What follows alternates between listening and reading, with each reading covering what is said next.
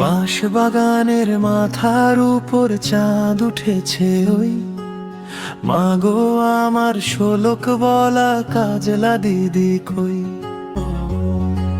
পুকুর ধারে লেবুর তলে ঝোকা ঝোকায় জোনাক জলে, ফুলের গন্ধে ঘুম আসে না একলা জেগে রই।